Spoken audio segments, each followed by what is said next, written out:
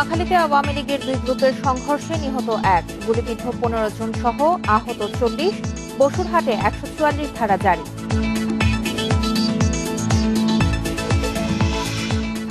আগামী জাতীয় নির্বাচনে জয় পেতে দল গোছাতে শুরু করেছে আওয়ামী লীগ। তৃণমূলে পুরো দমে শুরু হচ্ছে কমিটি পুনর্গঠন।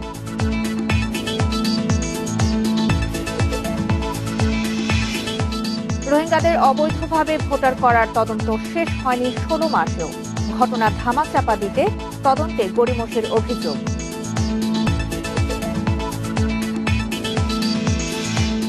শিক্ষা প্রতিষ্ঠান খোলার প্রস্তুতি চলছে পুরো দমে। তাপমাত্রা মাপার যন্ত্র দেওয়া হবে স্কুল কলেজকে।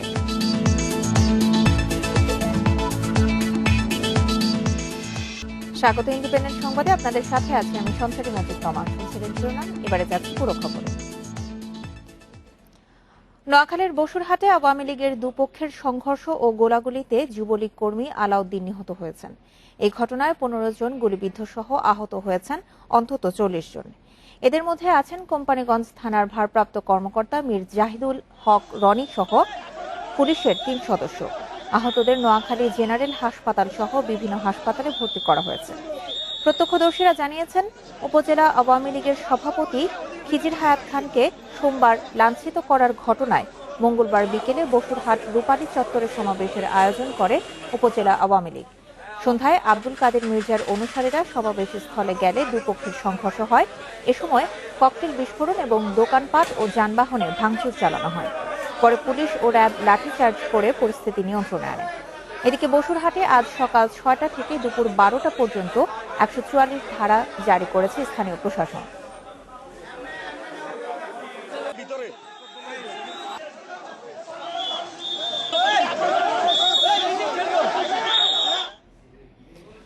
দু সালের জাতীয় নির্বাচনে জয় পেতে এখনই দল গোছাতে শুরু করেছে আওয়ামী লীগ। করোনা পরিস্থিতিতে বেশ কিছুদিন সম্মেলন বন্ধ থাকলেও এবার সংগঠনকে শক্তিশালী করতে তৃণমূল পর্যায়ে পুরো দমে শুরু হচ্ছে কমিটি পুনর্গঠনের কাজ। বাকি থাকা ২/৩ জেলা ও উপজেলার সম্মেলন এই বছরের মধ্যে শেষ করার লক্ষ্য কেন্দ্রীয় নেতাদের। ২০১৯ সালের ডিসেম্বরে জাতীয় সম্মেলনের আগে সেপ্টেম্বর থেকেই তৃণমূল পর্যায়ে কমিটি পুনর্গঠনের কাজ শুরু করে আওয়ামী লীগ, যা সে বছরের ১০ ডিসেম্বরের মধ্যে শেষ করার নির্দেশনা থাকলেও কম সময়ে তা সম্ভব হয়নি। গেল এক বছরে ৭৮টি সাংগঠনিক জেলার মধ্যে ৩২টিতে সম্মেলন হয়েছে। উপজেলায় এর সংখ্যা ১৫০ মতো। এদিকে প্রায় ৬৫০ উপজেলা ও পৌরসভা কমিটির ২/৩ মেয়াদি পেরিয়ে গেছে অনেক আগে। কোথাও কোথাও সম্মেলন হয়নি ২০ থেকে ২২ বছরেও। এ কারণে সাংগঠনিক স্থবিরতা কাটাতে পদক্ষেপ নেওয়া হলেও করোনার কারণে থমকে যায় সে উদ্যোগ। তবে এ মাস থেকেই সারা দেশে আবারও সম্মেলন শুরু করছে আওয়ামী লীগ। ইতিমধ্যে আমাদের কর্মকাণ্ড আস্তে আস্তে শুরু হয়েছে। এই মার্চ মাসের পর থেকে আমাদের কর্মকাণ্ড আরো জোরে সোরে, সম্মেলন থেকে শুরু করে অন্যান্য যে কাজ, কিছু কিছু সম্মেলন কিন্তু অলরেডি শুরু হয়েছে। মেয়াদ উত্তীর্ণ কমিটিগুলো করার জন্য আমরা সাংগঠনিক নির্দেশনা পাঠিয়েছি। আমরা জেলাগুলোতে আমাদের সংগঠনের সাধারণ সম্পাদক শেখ হাসিনার নির্দেশে চিঠি পাঠিয়েছেন। তৃণমূল পর্যায়ে সম্মেলনের মাধ্যমে দলের নেতাকর্মীদের কাছে একটি বার্তা দিতে চায় আওয়ামী লীগ। জনগণের কাছে গ্রহণযোগ্য ব্যক্তিকে নেতৃত্ব আনার মধ্য দিয়ে ২০২৪ সালের নির্বাচনে জয়ী হতে চায় দল। আমরা মনে করি মূল লক্ষ্য হচ্ছে ২০২৪ সালে যে সংসদ নির্বাচন হবে সেই নির্বাচনকে সামনে রেখে আমরা দলটাকে তৃণমূলে ঐক্যবদ্ধ করতে চাই, সুসংগঠিত করতে চাই এবং গ্রহণযোগ্য ব্যক্তিদের দিয়ে দলটাকে সাজাতে চাই। বিভিন্ন সময় বিভিন্ন বেকারদের কারণে অনেক জায়গায় প্রলম্বিত হয়েছে, কিন্তু আমরা খুবই এ ব্যাপারে অত্যন্ত সতর্ক যে আমাদেরকে একটি সুন্দর গুছিয়ে আমরা নিয়ে আসব। রমজানের পর পুরোদমে সাংগঠনিক কার্যক্রম শুরু হবে বলেও জানিয়েছেন আওয়ামী লীগের নীতি নির্ধারকেরা। Ijazur Rahman, Independent News, Dhaka. রোহিঙ্গাদের অবৈধভাবে ভোটার করার তদন্ত ১৬ মাসেও শেষ হয়নি। এখনও জানা যায়নি এই জালিয়াতিতে কমিশনের কারা জড়িত। সাবেক নির্বাচন কমিশনার সাখাওয়াত হোসেনের সন্দেহ, ঘটনাটি ধামাচাপা দিতেই গড়িমসি করা হচ্ছে। জবাব চাইতে গেলে তদন্ত কমিটিকে দ্রুত প্রতিবেদন দেওয়ার নির্দেশ দেয় কমিশন। ২০১৯ সালের আগস্টে চট্টগ্রামে রোহিঙ্গাদের ভোটার করা বিষয়টি ধরা পড়ে। অভিযোগ উঠেছে, জাতীয় পরিচয়পত্রের ইতিহাসে এটি জালিয়াতির সবচেয়ে বড় ঘটনা। সে সময় খবর পাওয়া যায় 5 বছর ধরে রোহিঙ্গাদের ভোটার করছিল একটি চক্র, যার মধ্যে রয়েছে নির্বাচন কমিশনের বেশ কয়েকজন কর্মকর্তাও। প্রায় 4000 রোহিঙ্গাকে বাংলাদেশি জাতীয় পরিচয়পত্র দেওয়ার তথ্য বেরিয়ে আসে। ঘটনা তদন্তে 2019 সালের ডিসেম্বরে দুটি উচ্চ পর্যায়ের কমিটি করে নির্বাচন কমিশন। এরই মধ্যে প্রতিবেদন জমা দিয়েছে প্রশাসনিক তদন্ত কমিটি, কিন্তু কারিগরি কমিটি পারেনি। ফলে নির্বাচন কমিশনের অভিযুক্ত কর্মকর্তারা রয়ে গেছেন বহাল তবিয়তে। দীর্ঘসূত্রিতার আমাদের অনেকগুলো কারণে হয়ে গেছে। আমাদের কোভিডের কারণে আমাদের সুইট টুগেদার হয়নি। কাজে একবার স্লো হয়ে গেলে সেটা আবার জাগরণ তৈরি করা একটা কঠিন হয়ে যায়। তবে ব্যাখ্যা বিশ্বাস করতে পারছেন না সাবেক নির্বাচন কমিশনার এম সাখাওয়াত হোসেন। সে দুই কমিটি এখনো একত্র হতে পারে নাই বলে এটা কোনো অ্যাকশন নেওয়া হয়নি। তার মানে হচ্ছে যে নির্বাচন কমিশনের কিছু লোকজন ইনভলভ হওয়ার কারণে এটা অ্যাকশনে যাচ্ছে না, এটা তো ঠিক না। এখন আবার নড়েচড়ে বসেছে কমিশন। তদন্ত দ্রুত শেষ করতে তড়িঘড়ি একটি নির্দেশও জারি করা হয়েছে। টেকনিক্যাল কমিটি রিপোর্টটাও দ্রুততার সাথে যাতে সাবমিট করা হয়, কারণ তদন্ত দীর্ঘায়িত হলে ফ্যাক্ট অনেক সময় প্রকাশ পেতে মানুষের মনে সন্দেহ দেখা দিতে পারে। এটা একটা ন্যাশনাল সিকিউরিটির ব্যাপার, এবং সেই ন্যাশনাল সিকিউরিটির ব্যাপারটা যদি নির্বাচন কমিশন ঠিক মতো হ্যান্ডেল না করে তাহলে এটা নিয়ে পরবর্তী পর্যায়ে কিন্তু অনেক কমপ্লিকেশন হবে। এরপরও জাতীয় পরিচয়পত্র জালিয়াতির ঘটনা ঘটেছে, আটক হয়েছে জেলা পর্যায়ের কর্মকর্তা, কিন্তু কমিশন সচিবালয়ের কর্মকর্তাদের বিরুদ্ধে তদন্তই শেষ হয়নি। Mahmudul Hasan, independent News, Dhaka. আগামী সপ্তাহে ভাষাঞ্চল পরিদর্শনে যাচ্ছে জাতিসংঘের 14 সদস্যের প্রতিনিধি দল। পররাষ্ট্র সচিব মাসুদ বিন মোমেন বলেন, ভাষাঞ্চলে রোহিঙ্গাদের সঙ্গে মত বিনিময়ের পাশাপাশি সেখানে কাজের ক্ষেত্রগুলো পর্যালোচনা করবে এই দল। জাতিসংঘের বিভিন্ন সহায়তা সংস্থার ঢাকা প্রধানদের সঙ্গে বৈঠক শেষে সচিব এসব কথা বলেন। অবশেষে ভাষাঞ্চলে স্থানান্তর রোহিঙ্গাদের মানবিক সহায়তা নিয়ে কাজ করতে আগ্রহ দেখালো জাতিসংঘ। প্রথম ধাপ হিসেবে ভাষাঞ্চল আশ্রয়ণ প্রকল্প পরিদর্শনে যাচ্ছেন সংস্থাটির প্রধানরা। পররাষ্ট্র মন্ত্রণালয় সচিব মাসুদ বিন মোমেনের সঙ্গে এ নিয়ে বৈঠক করেন ঢাকায় জাতিসংঘের আবাসিক সমন্বয়কারী মিয়া সেপো, শরণার্থী সংস্থা ইউএনএইচসিআর ও IOM সহ বিভিন্ন আন্তর্জাতিক দাতা সংস্থার প্রধানরা। আমরা পররাষ্ট্র সচিবের সঙ্গে ভাষাঞ্চলের আশ্রয়ণ প্রকল্প নিয়ে আলোচনা করেছি। আলোচনা ফলপ্রসূ হয়েছে। খুব শিগগিরই ভাষাঞ্চল পরিদর্শনেও যাচ্ছি।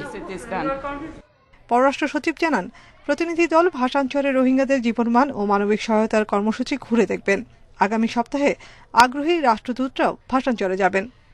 আগামী সপ্তাহের মাঝামাঝি সময় তাদের একটা 14-15 জনের একটি টিম ভাষাঞ্চলে যাবে। ইউএনের নেতৃত্বে আমরা একটা হিউম্যানিটেরিয়ান রোল আমরা দেখতে পাবো, এবং তারপরে যখন তারা ফাইনালি ওখানে মুভ করবে বা অ্যাসিস্ট্যান্স, তখন আরো হয়তো অনেক ধরনের টিমেরে যাইতে হবে।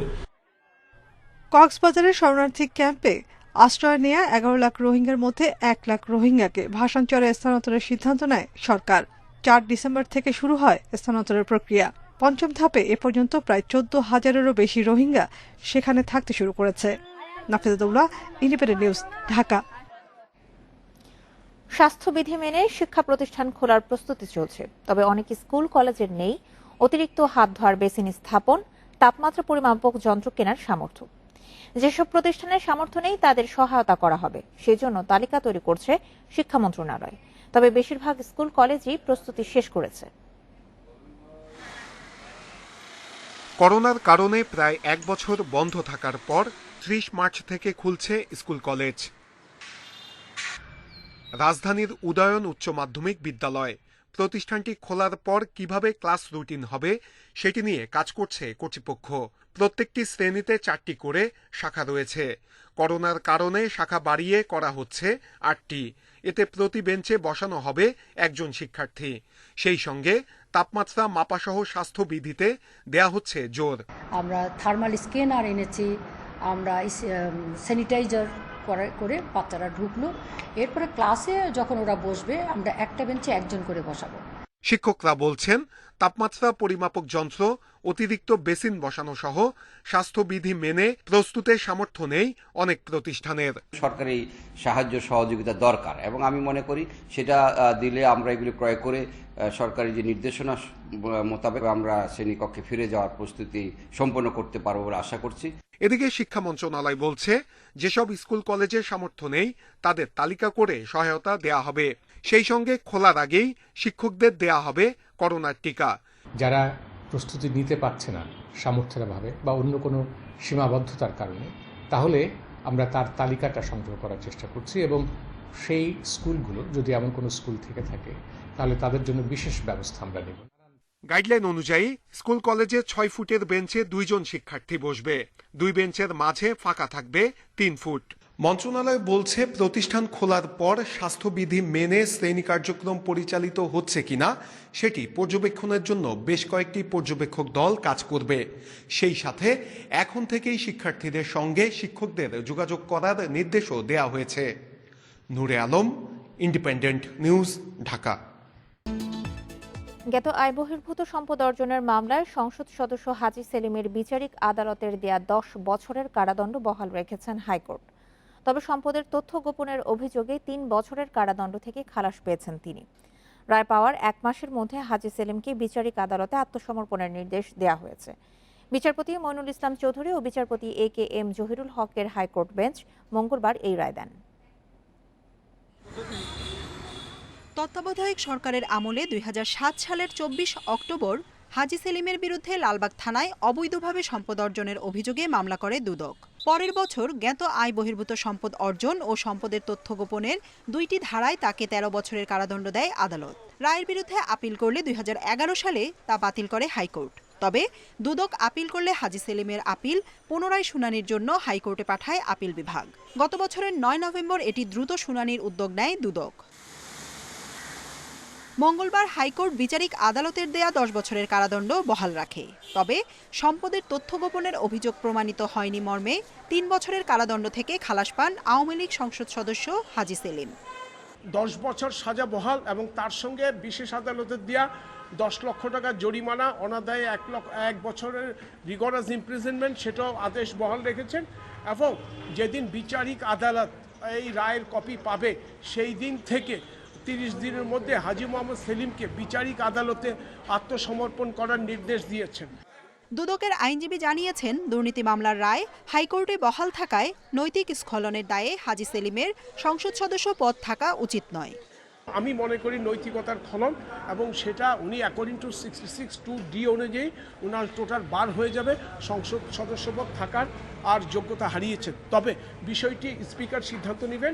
আমরা অফিসিয়ালি এটা হাইকোর্টের রায় পাওয়ার পরে থ্রু দুর্নীতি দমন কমিশন এটা যথাযথ কর্তৃপক্ষের কাছে রায়ের কপি পৌঁছে দেওয়া হবে। এদিকে হাজী সেলিমের আইনজীবী জানান, জ্ঞাত আয় বহির্ভূত সম্পদ অর্জনের অভিযোগ প্রমাণ না হওয়ায় রায়ের বিরুদ্ধে আপিল করবেন তারা। আমরা এই রায়ের বিরুদ্ধে মহামান্য অ্যাপেলেট বিভাগে আমরা আপিল ফাইল করব।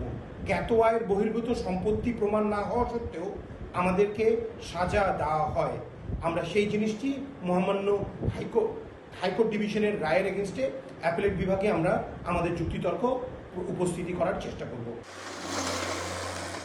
হাজী সেলিমের জ্ঞাত আয় বহির্ভূত 26 কোটি টাকার সম্পদ বাজেয়াপ্ত করে রাষ্ট্রীয় কোষাগারে জমা দেওয়ার আদেশও দিয়েছে হাইকোর্ট। জান্নাতুল ফেরদাউস তানভি, ইন্ডিপেন্ডেন্ট নিউজ, ঢাকা। খাগড়াছড়ি সীমান্তে ফেনী নদীর ওপর বাংলাদেশ ভারত মৈত্রী সেতু চালু হওয়ায় দুই দেশের মানুষের মধ্যে বন্ধন আরও সুদৃঢ় হবে, উন্নত হবে জীবনমান। মঙ্গলবার দুপুরে ভিডিও কনফারেন্সের মাধ্যমে সেতু উদ্বোধনের সময় এসব কথা বলেন দুই দেশের প্রধানমন্ত্রী।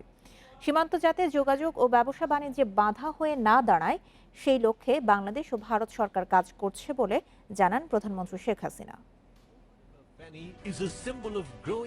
চালু হলো ফেনী নদীর ওপর বাংলাদেশ ভারত মৈত্রী সেতু। খাগড়াছড়ি রামগড় ও ভারতের ত্রিপুরার সাবরুমকে যুক্ত করে এটি দুই দেশের মধ্যে প্রথম সীমান্ত সেতু। প্রায় ৪১২ মিটার দীর্ঘ সেতুটি নির্মাণ করেছে ভারতের সরকারি সংস্থা national highways and infrastructure development corporation limited. প্রধানমন্ত্রী শেখ হাসিনা ও ভারতের প্রধানমন্ত্রী নরেন্দ্র মোদী ভার্চুয়ালি যুক্ত হয়ে এই সেতুর উদ্বোধন করেন। এ সময় প্রধানমন্ত্রী শেখ হাসিনা বলেন, এই সেতুর মাধ্যমে ত্রিপুরার সঙ্গে চট্টগ্রাম বন্দর সহ এই অঞ্চলে সরাসরি যোগাযোগ বৃদ্ধি পাবে, বাড়বে ব্যবসা বাণিজ্য। আমি মনে করি এই সেতু আমাদের দুই দেশের মাঝে শুধু সেতু বন্ধই রচনা করবে না, বরং ব্যবসা বাণিজ্য এবং অর্থনৈতিক উন্নয়নের ক্ষেত্রে বিরাট অবদান রাখবে। শুধু চট্টগ্রাম পোর্ট নয়, চট্টগ্রাম আন্তর্জাতিক বিমানবন্দরও ত্রিপুরাবাসী ব্যবহার করতে পারবে। ভারতের প্রধানমন্ত্রী নরেন্দ্র মোদী তার বক্তব্যে বলেন, এই সেতুর ফলে ত্রিপুরা, মিজোরাম ও আশপাশের এলাকার বাণিজ্য বাড়ার পাশাপাশি পর্যটন খাত বিকশিত হবে। মজবুত কড়ি সিদ্ধ হয়ে রহি হ্যায়। এই সেতু ভারত বাংলাদেশের দুই দেশের মধ্যে বাণিজ্য করিডোরে পরিণত হয়েছে। আমি এবং মাননীয় প্রধানমন্ত্রী শেখ হাসিনা মিলে ত্রিপুরার সাথে বাংলাদেশের সরাসরি যোগাযোগের ব্যবস্থা করেছি। এতে করে দুই দেশের মধ্যে সম্পর্ক আরো দৃঢ় হলো। ট্রেড করিডোর কে রূপ মে বিকশিত কিয়া যা রাহা। অনুষ্ঠানে ত্রিপুরার সাবরুমে একটি ইন্টিগ্রেটেড চেকপোস্টেরও ভিত্তিপ্রস্তর স্থাপন করেন দুই দেশের প্রধানমন্ত্রী। অনিমেষ কর, ইন্ডিপেন্ডেন্স নিউজ, ঢাকা। প্রথমবারের মতো গোপালগঞ্জের টুঙ্গিপাড়ায় বঙ্গবন্ধুর স্মৃতিসৌধে যাবেন ভারতের প্রধানমন্ত্রী নরেন্দ্র মোদী। একই দিন ২৭ মার্চ গোপালগঞ্জ ও সাতক্ষীরায় দুইটি মন্দির পরিদর্শনে যাবেন। পররাষ্ট্রমন্ত্রী এ কে আব্দুল মোমেন জানান, সেখানে হিন্দু ধর্মাবলম্বী মতুয়া সম্প্রদায়ের প্রতিনিধিদের সঙ্গে মত বিনিময় করবেন নরেন্দ্র মোদী। ভারতের প্রধানমন্ত্রী নরেন্দ্র মোদীর দুদিনের বাংলাদেশের সফরসূচি চূড়ান্ত হয়েছে। এবারই প্রথম ঢাকার বাইরে যাচ্ছেন তিনি। বঙ্গবন্ধু জন্মশতবার্ষিকী ও স্বাধীনতা সুবর্ণ জয়ন্তী উৎসবে অংশ নিতে ২৬ মার্চ সকালে দুদিনের সফরে ঢাকায় আসবেন তিনি। মুক্তিযুদ্ধের শহীদদের প্রতি শ্রদ্ধা জানাতে যাবেন জাতীয় স্মৃতিসৌধে। ধানমন্ডির ৩২ নম্বরে বঙ্গবন্ধুর প্রতিকৃতিতে শ্রদ্ধা জানিয়ে জাতীয় প্যারেড গ্রাউন্ডের বিভিন্ন অনুষ্ঠানে অংশ নেবেন মোদী। এর পরের দিন সকালে যাবেন সাতক্ষীরা, টুঙ্গিপাড়া ও গোপালগঞ্জ। প্রথম যাবেন সাতক্ষীরা, একটি যশস্বরী মন্দির, ওটাতে যাবেন। ওরাখান্দিতে একটি তীর্থস্থান মন্দিরে যাবেন, সেইখানে তিনি ওখানে মতুয়া একটি হিন্দু গোষ্ঠী আছে, এরা নিম্ন শ্রেণীর হিন্দু, ওদের ওখান থেকে পরে তিনি ঢাকায় এসে চলে যাবেন। ঢাকার বাইরে থেকে ফিরে ২৭ মার্চ বিকেলেই প্রধানমন্ত্রী শেখ হাসিনার সঙ্গে দ্বিপাক্ষিক বৈঠক করবেন ভারতের প্রধানমন্ত্রী। এবারের সফরে বাণিজ্য, সংস্কৃতি বিনিময় সহ বেশ কয়েকটি চুক্তি সই হবে বলেও জানান পররাষ্ট্রমন্ত্রী। প্রধানমন্ত্রীর দপ্তরে আসবেন বিকেলবেলা, এবং সেইখানে আসার পরে আমাদের ওই বাইলেটারাল মিটিংটা হবে। ওই বাইলেটারাল মিটিং এর পরে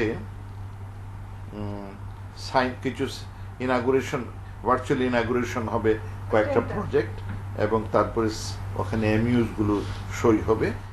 বঙ্গভবনে রাষ্ট্রপতি মোহাম্মদ আব্দুল হামিদের সঙ্গে সৌজন্য সাক্ষাৎ শেষে ২৭ মার্চ সন্ধ্যায় ঢাকা ছাড়বেন নরেন্দ্র মোদী। Nafiza Daula, Independent News, Dhaka. কুষ্টিয়ায় এনআইডি জালিয়াতির ঘটনায় এক উপসচিব সহ ৫ জন নির্বাচনী কর্মকর্তার বিরুদ্ধে ডিজিটাল নিরাপত্তা আইনে মামলা হয়েছে। তবে মামলার পরপরই গা ঢাকা দিয়েছেন তারা। ঘটনা তদন্তের পর সত্যতা পাওয়ায় গত ৪ মার্চ কুষ্টিয়া মডেল থানায় মামলা করেন জ্যেষ্ঠ নির্বাচনী কর্মকর্তা আনিসুর রহমান। ২০২০ সালের সেপ্টেম্বর মাসে কুষ্টিয়া শহরের এনএস রোডে অদূত এবং তার পরিবারের এনআইডি কার্ড জালিয়াতি করে শত কোটি টাকার সম্পত্তি বিক্রি করে দেয় একটি অসাধু চক্র। দীর্ঘ তদন্তে কার্ড জালিয়াতির সঙ্গে নির্বাচনী কর্মকর্তাদের জড়িত থাকার সত্যতা পেয়েছে তদন্ত কমিটি।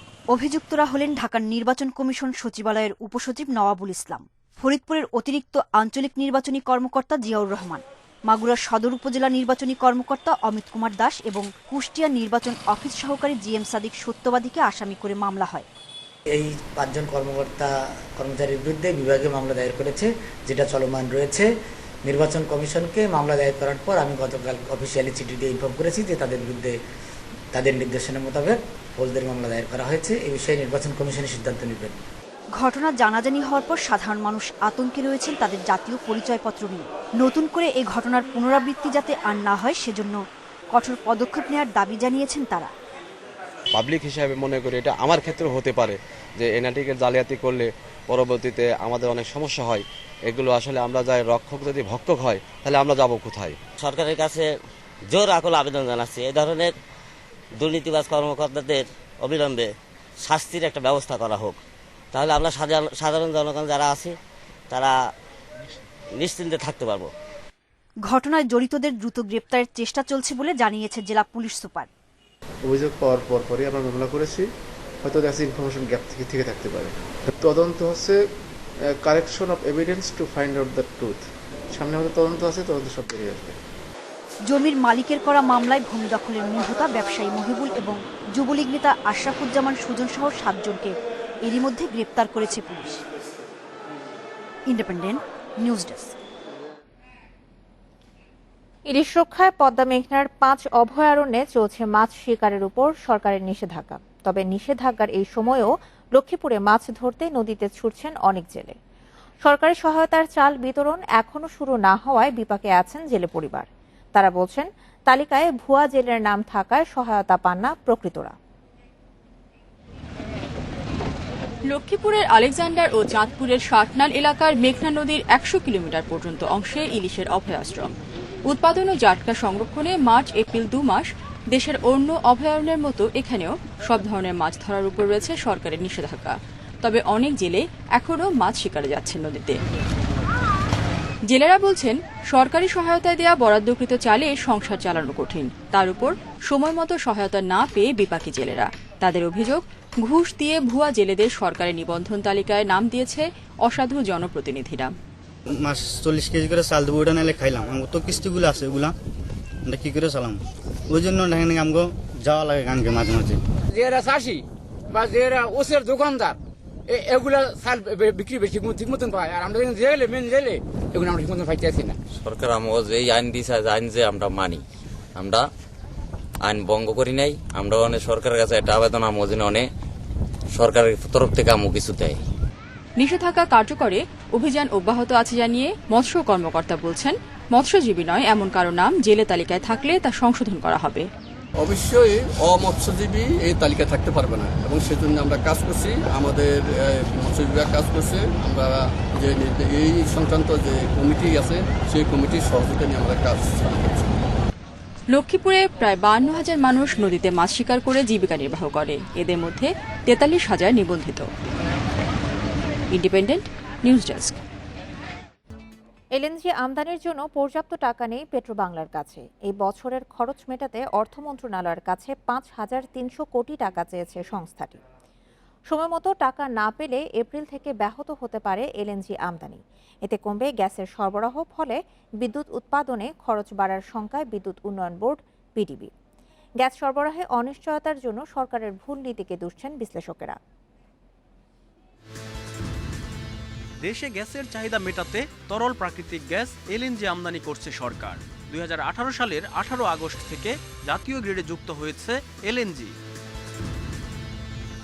পেট্রোবাংলার তথ্য বলছে আমদানি করা এই গ্যাস ভর্তুকি দিয়ে বিতরণ কোম্পানির কাছে বিক্রি করে তারা। বর্তমানে 26 টাকা 8 পয়সায় প্রতি ঘনফুট গ্যাস কিনে এনে মাত্র 9 টাকা 70 পয়সায় বিক্রি করছে পেট্রোবাংলা। ফলে আড়াই বছরে 8,712 কোটি টাকা ভর্তুকি গুনতে হয়েছে সরকারি সংস্থাটিকে। ভর্তুকি মেটাতে অর্থ মন্ত্রণালয় দিয়েছে 7,400 কোটি টাকা ঋণ। আমদানি খরচ মেটাতে গত মাস পর্যন্ত জ্বালানি নিরাপত্তা তহবিল থেকে 1,312 কোটি টাকা ধার নিতে হয়েছে পেট্রোবাংলাকে। সংস্থাটি বলছে এবছরের চাহিদা অনুযায়ী এলএনজি আমদানি করলে তাদের ঘাটতি হবে 5,300 কোটি টাকা। তবে এজন্য টাকা চেয়ে অর্থ মন্ত্রণালয়ে পাঠানো পেট্রোবাংলার আবেদন ঝুলে আছে। এতে ব্যাহত হতে পারে এলএনজি আমদানি। আমরা সরাসরি এলএনজির মতো উচ্চ মূল্যে চলে গেছি। এটা একটা বড় রকমের ভুল নীতি বলে আমি মনে করি। এই ভর্তুকি বাড়বে এবং ক্রমাগতভাবে এটা দিতে হবে। এদিকে এপ্রিল ও মে মাসে শুষ্ক মৌসুম আর রোজার কারণে বাড়বে বিদ্যুতের চাহিদা। এ সময় চাহিদা মতো বিদ্যুৎ উৎপাদনের জন্য প্রতিদিন পিডিবির গ্যাস লাগবে 150 কোটি ঘনফুট, এখন পাচ্ছে 130 কোটি ঘনফুট।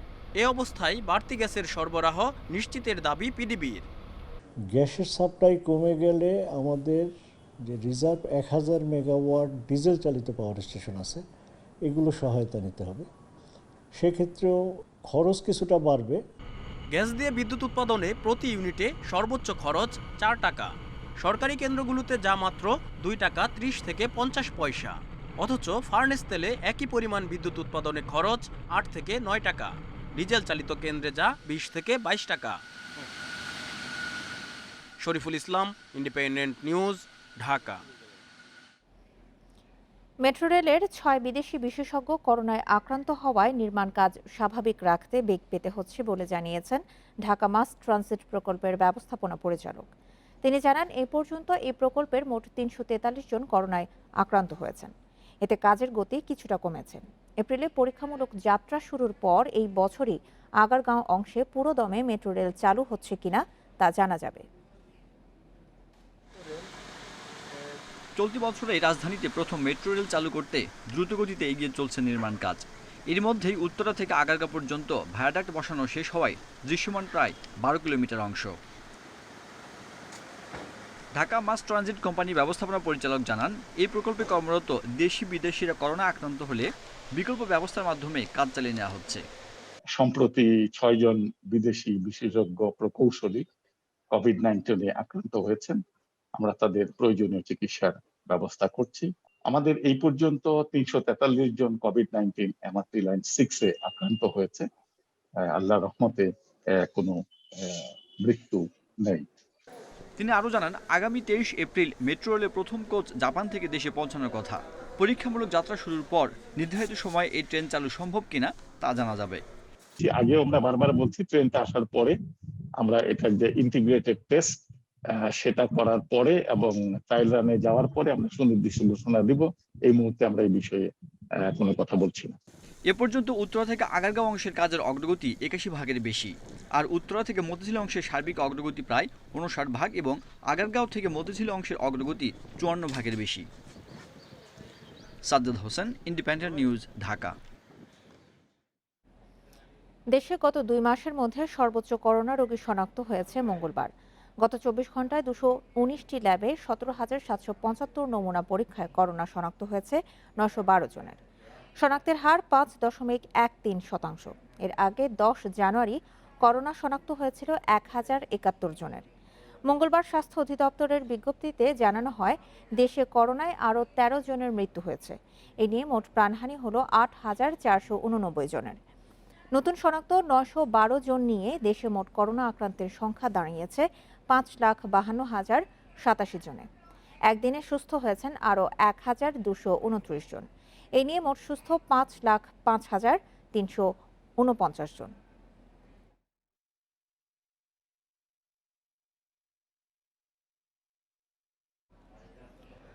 রাষ্ট্রপতি মোহাম্মদ আব্দুল হামিদ করোনার টিকা নেবেন আজ বিকেল 5টায়। তিনি এই টিকা নেবেন বলে জানিয়েছে রাষ্ট্রপতির কার্যালয়। এর আগে গত 4 মার্চ করোনার টিকা নেন প্রধানমন্ত্রী শেখ হাসিনা। গত 27 জানুয়ারি কুর্মিটোলা হাসপাতালের একজন নার্সকে টিকা দেওয়ার মধ্য দিয়ে টিকাদান কর্মসূচির উদ্বোধন করা হয়। তবে গণটিকাদান শুরু হয় 7 ফেব্রুয়ারি থেকে। এই পর্যন্ত দেশে করোনা টিকা নিয়েছেন 40,13,963 জন।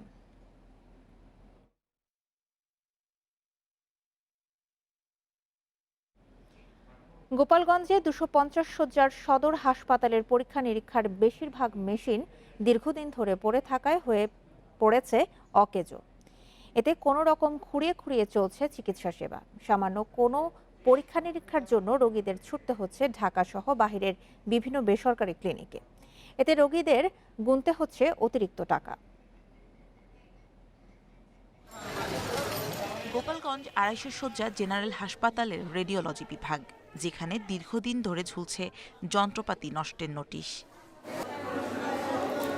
একই অবস্থা এমআরআই মেশিনে।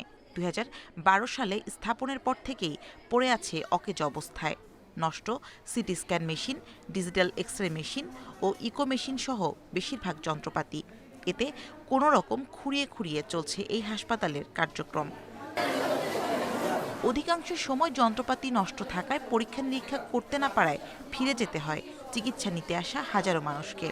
এখানে আসছিলাম সিটি স্ক্যান করার জন্য, মেশিন খারাপ, এখন খুলনা ঢাকা যাওয়া তো আমাদের পক্ষে অসম্ভব, পয়সা ব্যয়বহুল ব্যাপার।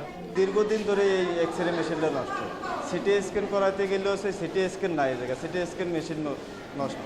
মানে এইভাবে যদি সদর হাসপাতালে যদি রোগীরা ভোগান্তিতে থাকে, এখানে প্রায় মেশিন নষ্ট থাকে, CT scan machine, X ray machine. আমরা গোপালগঞ্জবাসী খুবই অসহায়। বেহাল অবস্থার কথা স্বীকার করলেন হাসপাতাল কর্তৃপক্ষ। তবে সমস্যা সমাধানে ঊর্ধ্বতন কর্তৃপক্ষের সাথে কথা বলা হয়েছে বলে জানান তিনি। রেডিওলজি ডিপার্টমেন্টে বর্তমানে এমআরআই, সিটি স্ক্যান, ইকো এবং যে ডিজিটাল এক্সরে 4টি মেশিনই নষ্ট আছে। নিয়মিত যে পরিচালক আছেন ওনার সাথে কথা বলেছি, উনি কথা দিয়েছে এটা দ্রুত সেরে আমাদের দিতে পারবে। 100 শয্যা নিয়ে যাত্রা শুরু করা হাসপাতালটি 250 শয্যায় উন্নীত করা হলেও বাড়েনি চিকিৎসা সেবার মান। Independent News desk. বিশ্বে বেড়েছে করোনায় দৈনিক মৃত্যু। গত 2 দিন 6 এবং 6,500 প্রাণহানি হলেও মঙ্গলবার প্রায় 9,000 মানুষের মৃত্যু হয়েছে। এ নিয়ে মোট প্রাণহানি ছাড়ালো 26,20,000। নতুন 4.25 লাখ রোগী নিয়ে বিশ্বের মোট আক্রান্ত 11,81,00,000-এর বেশি। 24 ঘন্টায় সবচেয়ে বেশি মৃত্যু ও রোগী শনাক্ত হয়েছে ব্রাজিলে, প্রাণ গেছে 1954 জনের। এ পর্যন্ত দেশটিতে প্রাণ গেছে 2,68,000-এর বেশি মানুষের। একদিনে নতুন রোগী মিলেছে 69,000-এর বেশি। যুক্তরাষ্ট্রে একদিনে 1,500-র বেশি মানুষের প্রাণহানি হয়েছে। সংক্রমিত হয়েছে 50,000-এর বেশি মানুষ। এছাড়াও ইতালিতে 376, রাশিয়ায় 336 এবং ফ্রান্সে 316 জন মারা গেছে। এদিকে সোমবার থেকে স্কুল খুলে দেওয়ার পর এবার করোনার আরও বিধিনিষেধ শিথিল করতে যাচ্ছে যুক্তরাজ্য। তবে এতে দেশটির করোনা পরিস্থিতি আরও খারাপ হতে পারে বলে শঙ্কা বিশেষজ্ঞদের।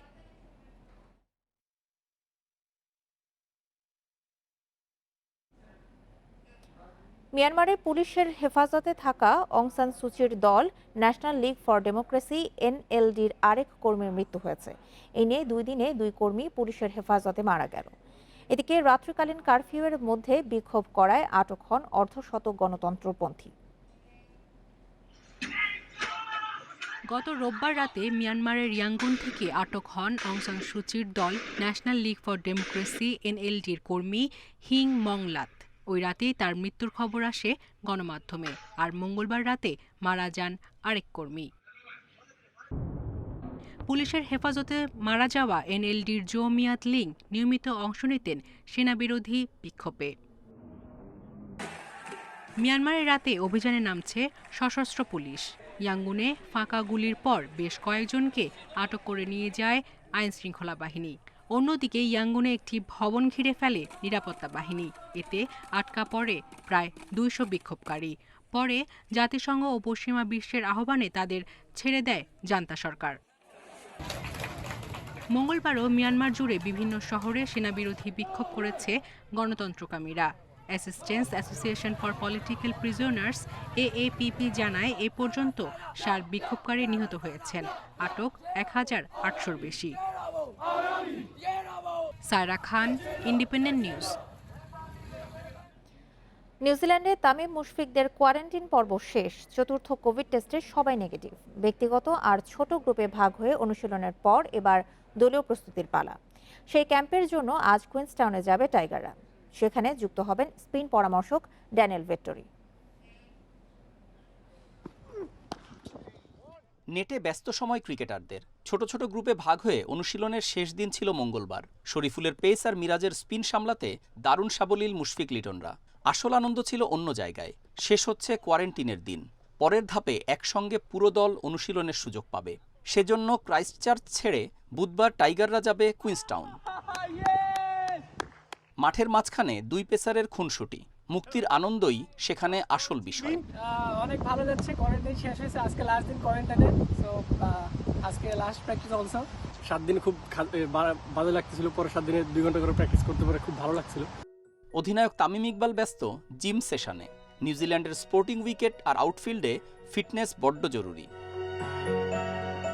কোয়ারেন্টিনের প্রথম 7 দিন ছিল বড় কষ্টের। হোটেলে রুমবন্দি জীবনে 30 মিনিট করে 2 বার বাইরে শ্বাস নেবার সুযোগ। পরের 7 দিন ছোট ছোট গ্রুপে জিম আর অনুশীলনের সুযোগ। 2 ধাপে 14 দিন এই কোয়ারেন্টিনে মোট 4 বার হয়েছে কোভিড টেস্ট, যার সবগুলোতে উতরে গেছে বাংলাদেশ দলের সবাই।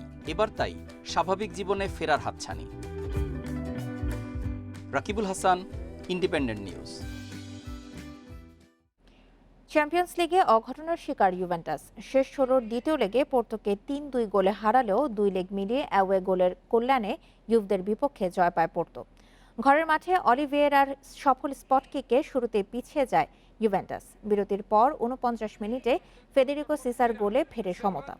63 মিনিটে জোড়া পূর্ণ করেন এই ইতালিয়ান ফরওয়ার্ড। ম্যাচ নাটকীয় মোড় নেয় অতিরিক্ত সময়ে।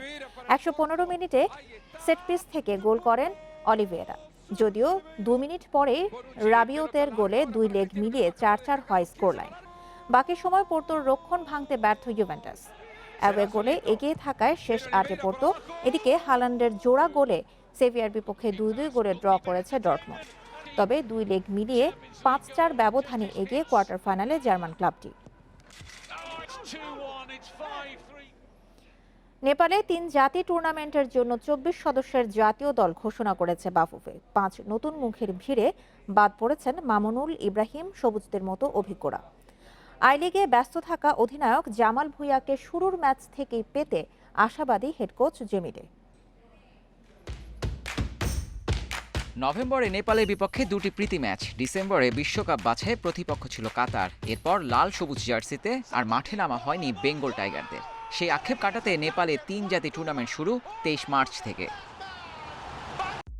প্রিমিয়ার লিগের পারফরমেন্সে কড়া নজর ছিল হেড কোচ জেমিডের। নিয়মিতদের ভিড়ে নতুন মুখ 5, মুক্তিযোদ্ধার ইমন, রোয়েল আর মেহেদির সাথে বসুন্ধরার রিমন ও মোহামেডানের সোহাগ।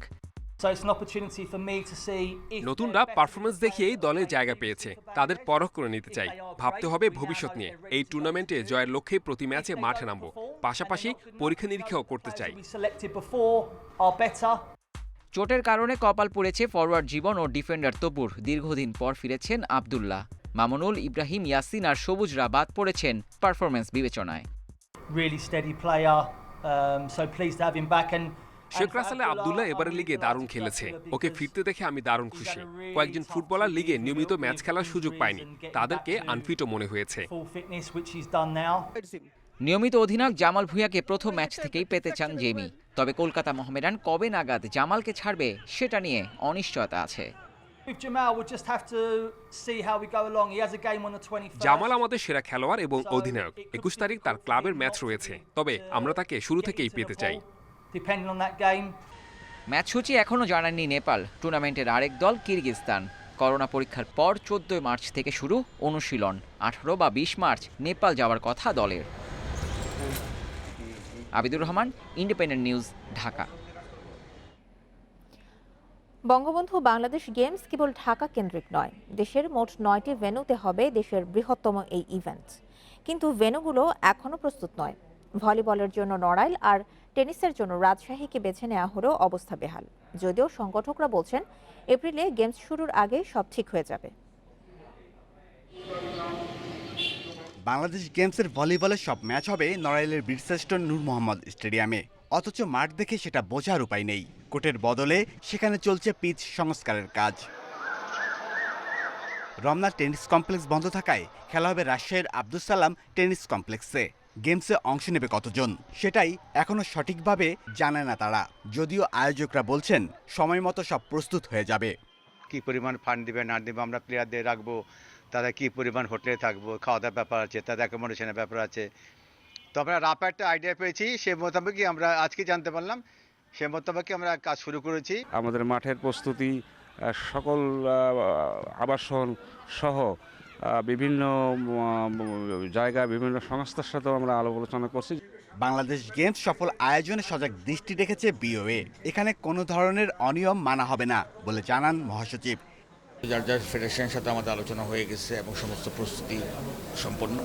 ইনশাআল্লাহ ওখানে কোনো অসুবিধা নাই। যে সমস্ত জায়গায় আমরা সিলেক্ট করেছি সব জায়গায় ভালো আবাসন আছে এবং থাকার বন্দোবস্ত আছে, এবং যে সমস্ত জায়গায় ভেন্যু যেগুলো আছে সেগুলো ভেন্যুগুলো ইন্টারন্যাশনাল স্ট্যান্ডার্ডের ভেন্যু। এভাবে জোড়াতালি দিয়ে হয়তো শেষ হবে বাংলাদেশ গেমসের নবম আসর। তাতে দীর্ঘমেয়াদে এই গেমস থেকে কোনো সাফল্য আসবে কি তা নিয়ে রয়েছে প্রশ্ন।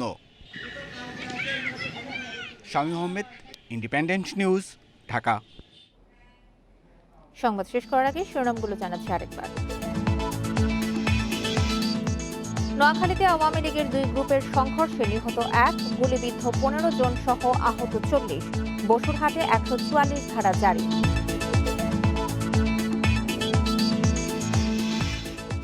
আগামী জাতীয় নির্বাচনে জয় পেতে দল গোছাতে শুরু করেছে আওয়ামী লীগ। তৃণমূলে পুরো দমে শুরু হচ্ছে কমিটি পুনর্গঠন।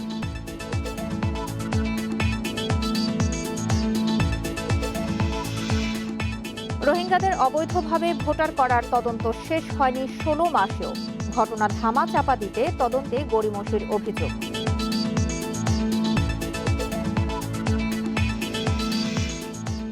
শিক্ষা প্রতিষ্ঠান খোলার প্রস্তুতি চলছে পুরো দমে। তাপমাত্রা মাপার যন্ত্র দেয়া হবে স্কুল কলেজকে।